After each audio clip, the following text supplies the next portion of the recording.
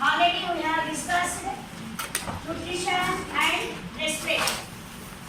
In previous lessons, in nutrition and respiration, nitrogen wastes are evolved. Our nitrogen wastes evolved nitrogen wastes are passed out to the excretory system. Excretory system. మానవ శరీరంలో విసర్జన అనే పాఠం గురించి ఈరోజు మనం నేర్చుకున్నాం. విసర్జన అంటే ఏంటి? మన శరీరంలో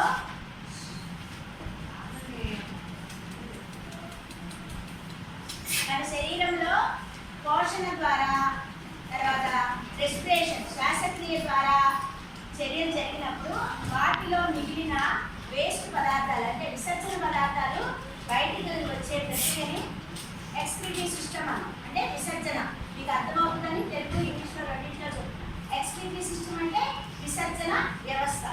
మానవ శరీరంలో న్యూట్రిషన్లో మనకి ఏమవుతుంది? ఆహారం తీసుకోవడం, జీర్ణం చేసుకోవడం, తర్వాత అది రక్తంగా మారడం జరుగుతూ ఉంది. ఈ రక్తంగా మారినప్పుడు మనకి రెండు రకాలైన ప్రాసెస్ జరుగుతాయి. ఏమిటంటే కెటబాలిజము, ఎనబాలిజం. కెటబాలిజము, ఎనబాలిజము అంటే కెటబాలిజము అంటే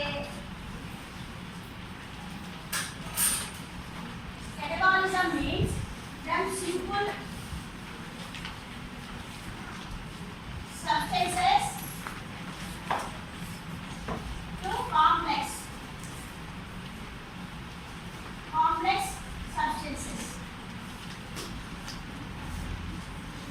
న్యూట్రిషన్ లో మనకి ఆహారము చివర ఫోటోసింథసిస్ చివరగా ఏర్పడే అన్ని పదార్థాలు ఏమనుకున్నాం మనం?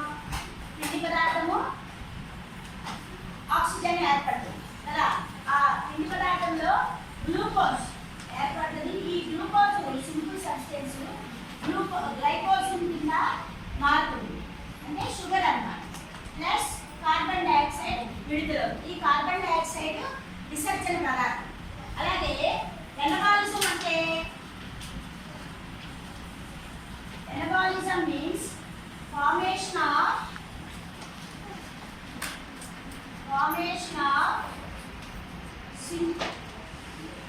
complex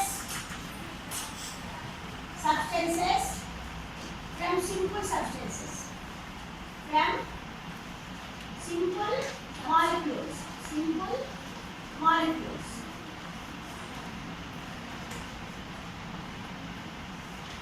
Anabolism and catabolism, these two are called metabolic activities.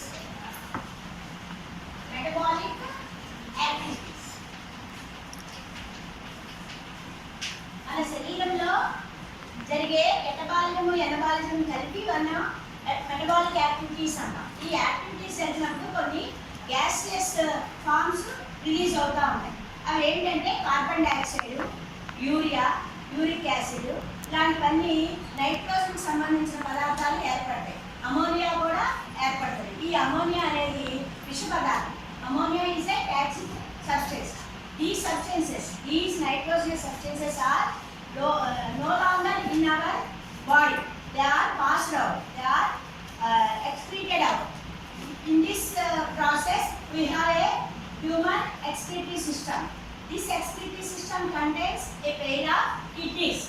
Excretory system contains a pair of kidneys. మన మానవ శరీరంలో విసర్జన వ్యవస్థ ఒక జత మూత్రపిండాలను కలిగి ఉంది. ఈ మూత్రపిండాలు ఏం చేస్తాయంటే మన శరీరంలో ఉన్న వేస్ట్ వాటర్ని, అంటే వేస్ట్ సబ్స్టెన్సెస్ ఏమేమి ఉన్నాయి? నత్రజని, యూరియా, యూరిక్ యాసిడ్, వాటర్, ఇతర సాల్ట్స్, వీటన్నిటిని కూడా బయటికి పంపించి వేస్తూ ఉంటాయి. ఇవి ఎప్పటికప్పుడు ఈ నైట్రోజన్ పదార్థాలు అన్నీ కూడా బయటికి పంపించకపోతే బాడీకి మంచిది కాదనమాట. ఎక్కువ నిలువ ఉంటే మన శరీరము ఈ కెటబాలిక్ యాక్టివిటీస్ ఇవన్నీ చేయలేము. తర్వాత మన శరీరం అంతా కూడా సెల్స్తో ఏర్పడింది. ఈ సెల్స్ అన్నీ కూడా ఈ ఎనర్జీ అంతా పాస్ అవుతూ ఉండాలి. వాటర్, ఎనర్జీ పాస్ అవుతూ ఉండాలి. ఈ కెటబాలిక్, ఎనబాలిక్ యాక్టివిటీస్ జరగకుండా ఆ వాటర్ అలా లోపలలోనే, అంటే మన శరీరంలోనే ఉండిపోతే మన శరీరంలో ఉండే సెల్స్ ఏమవుతాయి అంటే ఉప్పుతాయి. దాని వలన ఎడిమా అనేది వస్తుంది. నీరు చేరుతున్నా చూసారా, ఎడిమా అంటే this water is excreted out time to time, otherwise edema occurs. Edema means when we travel in bus, so longer in the bus traveling, our legs are swelling. మన ఎక్కువసేపు ప్రయాణం చేస్తున్నప్పుడు కదలకుండా కూర్చుంటే మన లింపు నాణాలు వాస్తాయి అన్నమాట. ఆ వాసినప్పుడు